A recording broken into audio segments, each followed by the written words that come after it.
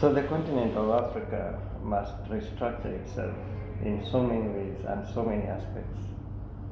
Yesterday we had started a video which will be talking about the aspects, the prospects of Africa and the future generation.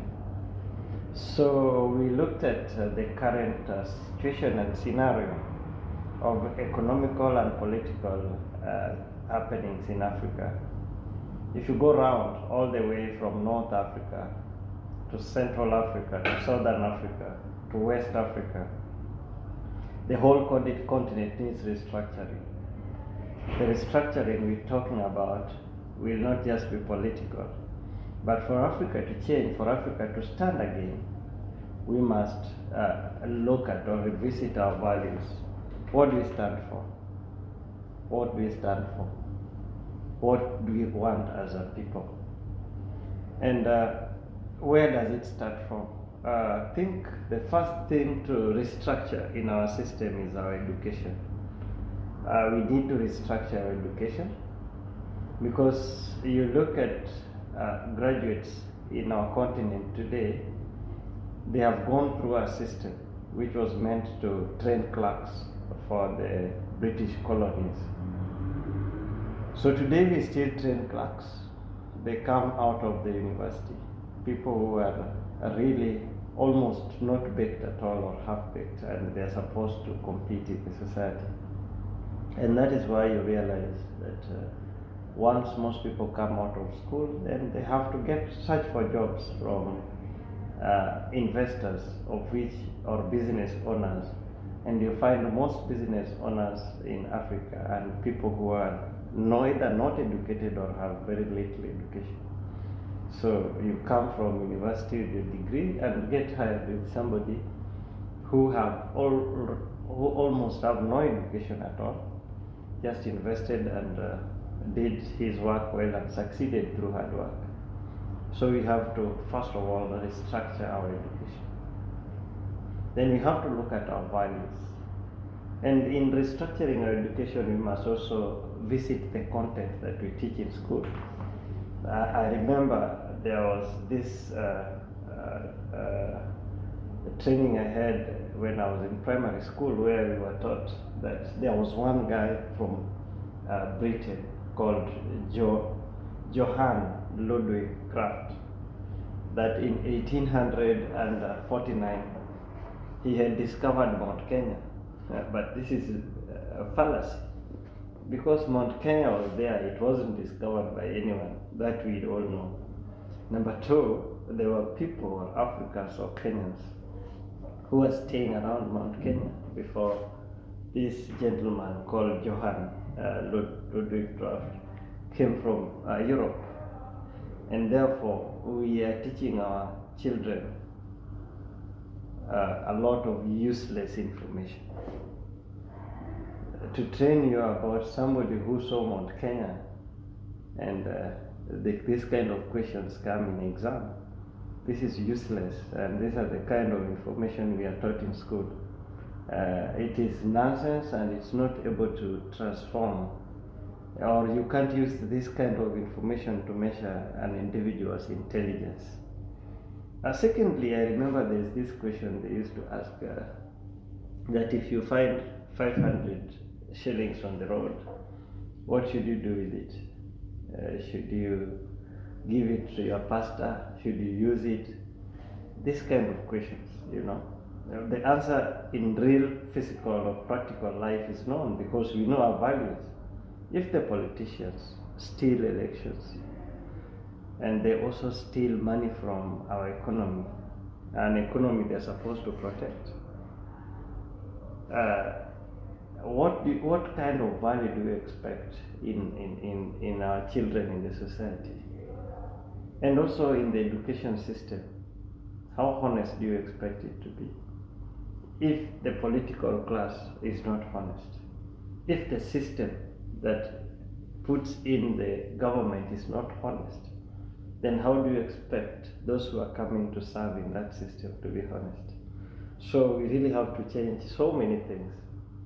We have to change a lot in Africa for us to really succeed and do things like the rest of the world are doing today, there's a lot of work we have to do, a lot of groundwork.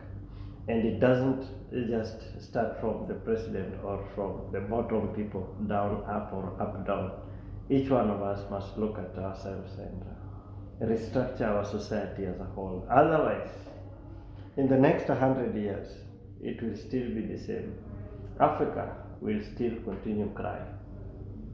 It will be cry every time with no solution, with no help. No one is going to come to help us. It's us. We are on our own. We've got to wake up.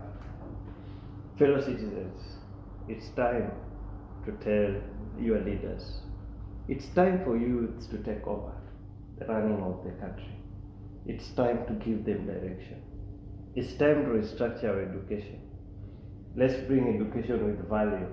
Let's train people how to make money. Let's not go to school to be trained things which are irrelevant. Yeah?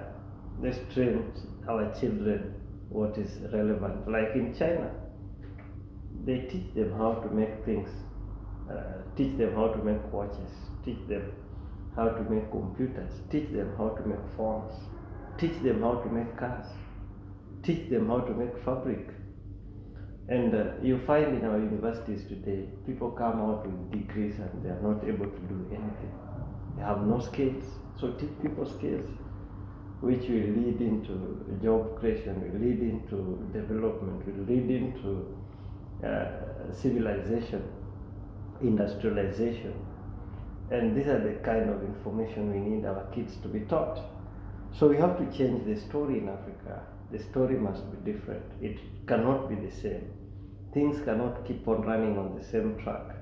You don't expect not to change your education system and then to change the society, because it starts with the mind. We've got to train people how things need to be done. And we've got to elect visionary leaders. Visionary, and I repeat.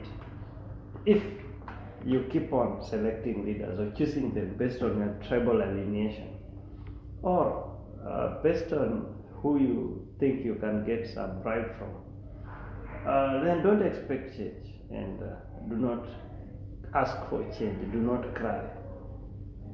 Just elect your tribe mate and then go home and enjoy the next 5 years.